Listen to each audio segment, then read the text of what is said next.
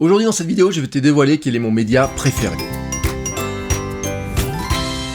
Salut, c'est Bertrand, bienvenue dans cette nouvelle vidéo. Aujourd'hui, j'ai une question qui m'a été posée dans une sorte de Ask Me Anything, un MA, on pourrait appeler ça, ou un Ask Bertrand. C'est une question qui m'a été posée par Maxime, il m'a posé ça sur WhatsApp.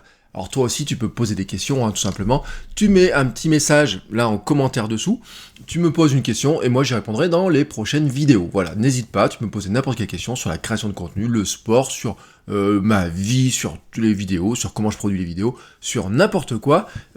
J'essaierai de répondre au maximum de questions au fil du temps. Alors, avant de faire ça, quand même, on va faire le petit instant gourmandise. Bah oui, parce que ma petite citation du moment. Alors, j'ouvre une petite papillote.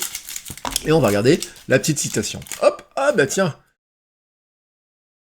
Le courage croît en osant et la peur en hésitant. Ouh, intéressant. Oui, la peur paralyse alors que faire des choses, c'est... oser faire des choses permet de se donner du courage, de montrer qu'on va y arriver, alors que avoir peur de faire les choses, finalement, amplifie la peur. Intéressant.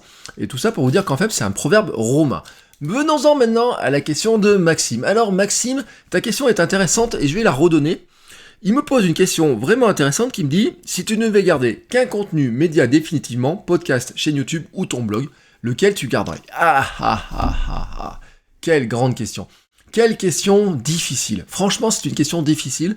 Je ne sais pas pourquoi tu poses la question, si c'est par curiosité ou si c'est parce que toi-même tu hésites sur le contenu que tu devrais choisir et si tu as un doute sur le médium que tu devrais utiliser, j'ai envie de dire. Bon, bref. Je vais te donner mon sentiment et je vais te dire pourquoi c'est compliqué de choisir. Moi, tu le sais, j'ai 4 podcasts actuellement, enfin, il y en a un qui est en cours de création, j'ai diffusé hier le trailer. J'ai 2 blogs, au final, j'ai un compte Instagram, j'ai une chaîne YouTube, on va dire oui, une chaîne YouTube. Dans ma vie, j'ai eu des blogs en pagaille, et je dois rajouter là-dedans les mails, newsletter, mail, etc. Bref, donc tu vois, j'ai un ensemble de médias, et bien sûr, se gère pas tout à fait pareil, mais ce qui m'intéresse dedans, c'est que ça ne se consomme pas du tout pareil non plus. Et c'est là où j'ai envie de te dire que la réponse à ta question, elle est compliquée pour moi, puisque ces médiums ont été créés, sont alimentés en fonction de toi et de vous tous qui regardez, qui les lisez, qui les consommez. Ce que je veux dire par là, en fait, c'est que comment choisir définitivement quelque chose, alors que je sais que chacun des supports que j'utilise fait, en fait, correspond à des usages de certains d'entre vous. Je m'explique. Quand je fais du podcast, le podcast a un avantage, c'est qu'il vous libère de l'écran. Il nous libère tous de l'écran. Vous pouvez écouter le podcast en courant, en prenant votre douche, en prenant le petit-déj, en promenant votre chien, en faisant du sport à la salle de muscu ou en travaillant sur toute autre chose. Vous pouvez l'écouter dans le RER, dans la voiture, etc.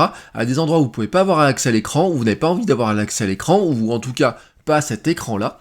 Et donc vous pouvez très très bien le consommer de n'importe où. À moi, ensuite, à charge à moi de faire vivre pour que ce que je vous explique soit compréhensible à l'oral, et même avec une attention, on va dire, un peu limitée.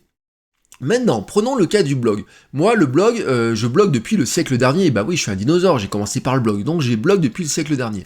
Le blog demande une certaine attention, parce qu'il faut lire, et lire c'est quoi ?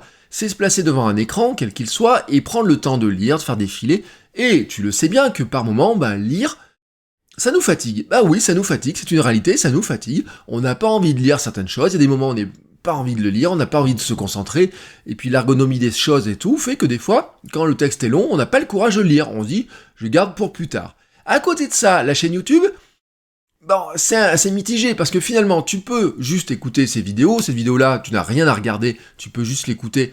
Donc ça peut être un peu comme du podcast, D'ailleurs certains disent qu'ils faisaient du podcast sur YouTube, tout simplement parce que des youtubeurs qui se mettaient devant leur caméra, ils parlaient dans la caméra, ils ont appelé ça des podcasts.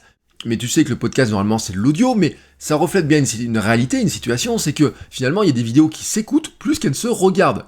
Et pour ça que YouTube d'ailleurs travaille sur des fonctionnalités pour dire si vous payez, vous pourrez enfin écouter seulement les vidéos plutôt que de les regarder. Ce qui ne les arrange pas sur le modèle publicitaire, mais ça c'est une autre question.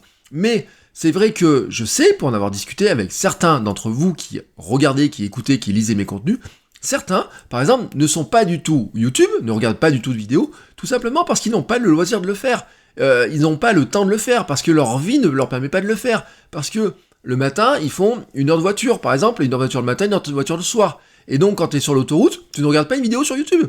Par contre, tu peux écouter le podcast. Tu peux écouter sans aucun problème le podcast. Quand tu es sur ton canapé le soir, tu peux facilement lire un billet de blog. Est-ce que tu peux regarder une vidéo ? Ça dépend un petit peu de ton environnement, j'ai envie de dire.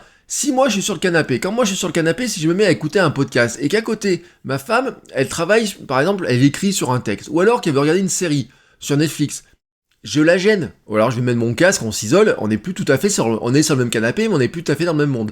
C'est pas très sympa cette histoire-là. Par contre, à la limite, on pourrait dire, je peux lire un livre numérique ou un billet de blog sans aucun problème. Mais peut-être que si je prends l'exemple de la vidéo, tu vois, il y a peut-être des moments où dans une journée, tu es disponible pour regarder la vidéo sur ton canapé parce que tu es tout seul sur ton canapé et ça te va bien de regarder une heure de vidéo tous les soirs sans aucun problème. Ça dépend vraiment de toi en tant que consommateur. Moi, en tant que producteur d'informations, la difficulté, c'est de me dire comment je fais pour rentrer dans ta tête et dans ton cœur. Voilà, je te le dis très clairement, ta tête et ton cœur. Ta tête pour t'apporter des informations, ton cœur pour que tu aies envie de m'écouter, me regarder, me lire tous les jours. Voilà, c'est ça, c'est comment j'arrive à te transformer en fan. Et le fan, c'est quoi ? C'est te donner du contenu que tu auras envie de lire tout le temps. Donc je dois toucher à la fois ta tête, parce que je réponds à des problématiques, je réponds à tes questions, je t'aide à progresser sur un sujet, ton cœur, parce que quelque part tu t'attaches à moi, j'ai envie que tu t'attaches à moi. C'est pas du tout égocentrique cette histoire-là, c'est qu'on s'attache à nos créateurs qu'on entend tout le temps. C'est l'avantage du podcast. Le fait d'avoir fait du podcast tous les jours fait qu'en fait, le jour où j'arrête le podcast en quotidien, tout d'un coup, ça va vous faire un passement au cœur. Si tous les matins, vous avez l'habitude de m'écouter en promenant votre chien, tout d'un coup, tu vois, là, tu te dis, le matin où je suis pas là et tu promènes ton chien, je suis pas là, et tu dis, ah mince, il me manque. Alors, il se peut que tu me remplaces par quelqu'un d'autre, et ça, c'est le jeu, hein. Ça, c'est vraiment très logique, et tu me remplaceras par quelqu'un d'autre. Mais même si je continuais, tu me remplacerais par quelqu'un d'autre. On le sait, nous sommes tous des infidèles. Au bout d'un moment, on finit par se lasser des gens, on finit par changer, etc. On est infidèle par nature. Surtout sur des contenus, on a des milliers de contenus, il suffit que tu aies un contenu super intéressant qui passe, tu trouves que la personne est super intéressante, moi dans tes habitudes de consommation, j'ai probablement remplacé quelqu'un, et un jour tu me remplaceras dans tes habitudes de consommation par quelqu'un d'autre. Voilà, c'est la nature, c'est notre infidélité au contenu vient aussi, des fois de nos envies qui changent, nos modes de consommation, nos modes de travail, etc. Pour répondre à ta question, donc je ne peux pas choisir, définitivement. En revanche, je peux te dire, si je devais les classer, ce que je ferais. Alors, qu'est-ce que je ferais si je réfléchissais d'abord en termes de marketing ? En termes de marketing, je me dirais, le plus gros truc, vraiment, tu vois, l'endroit où il y a le plus de monde, c'est pas les réseaux sociaux, c'est Google. Et pour être sur Google, il faut avoir un site, c'est-à-dire qu'il faut avoir un blog, ou alors il faut avoir une chaîne YouTube. L'un des deux. Donc, je dirais blog plus chaîne YouTube, et donc podcast ensuite. Le podcast, Google le connaît pas, il le connaît, mais il référence pas le contenu. C'est dommage, hein, parce que 50 heures de contenu sur la création de contenu, il y a des pépites à l'intérieur. Si Google avait indexé tout le contenu audio et les transformé en texte, ou si je l'avais fait moi, comme ce boulot-là, il y a plein de gens qui se posent des questions sur la création de contenu qui auraient sûrement les réponses dans mes épisodes. Pour l'instant, ils les ont pas. Un jour, peut-être, ça viendra. Donc pour l'instant, c'est cet ordre-là. Maintenant, si on parle de facilité de consommation, moi je pense en facilité de consommation que le podcast est le médium, le support qui est le plus facile à écouter par tout le monde, le plus facile à consommer par tout le monde à n'importe quel moment. Tu peux tu peux l'écouter simplement, tu peux l'écouter en faisant autre chose, tu peux l'écouter en faisant du sport, en déplaçant, etc. C'est le plus simple. Ensuite, derrière, c'est la vidéo, et ensuite, c'est le blog. Alors, le problème, tu vois, c'est que quand on fait ça, j'ai deux classements qui sont totalement inversés. Maintenant, si on parle avec mon cœur, tu sais, de vieux dinosaure du web, va te dire, le blog, c'est l'endroit qui m'appartient, c'est ma maison, c'est les fondations de tout ça, c'est l'endroit que j'ai déplacé plusieurs fois, j'ai changé d'hébergement, j'ai changé de support, j'ai changé de thème, j'ai changé de moteur qui fait tourner le blog, je peux en faire ce que je veux, je suis chez moi, je change les couleurs, j'en fais vraiment ce que je veux, et ça, c'est une extrêmement grande liberté. Donc, si je devais en choisir qu'un, tu vois, je peux pas choisir, parce que j'adore faire du podcast, j'adore faire de la vidéo, j'adore faire du blog, j'adore aussi mettre des photos sur Instagram, finalement, donc, je ne peux pas choisir, non, je ne peux pas choisir. Par contre, si tu veux avoir mon avis, dans tous les cas, tu dois te débrouiller pour apparaître sur Google. Tu dois te débrouiller pour apparaître sur Google, vraiment apparaître sur Google, et t'as oublié un élément dans ta question, c'est le mail. Et oui, c'est le mail. Et le mail, tu vois, dans tout ça, c'est un petit peu le chaînon manquant. Si j'arrive à avoir ton adresse mail, à t'envoyer des mails très régulièrement, je peux te dire, tiens, aujourd'hui je suis sur YouTube, aujourd'hui je suis sur mon blog, aujourd'hui en podcast, aujourd'hui je fais ça, aujourd'hui je fais ça, aujourd'hui je fais ça.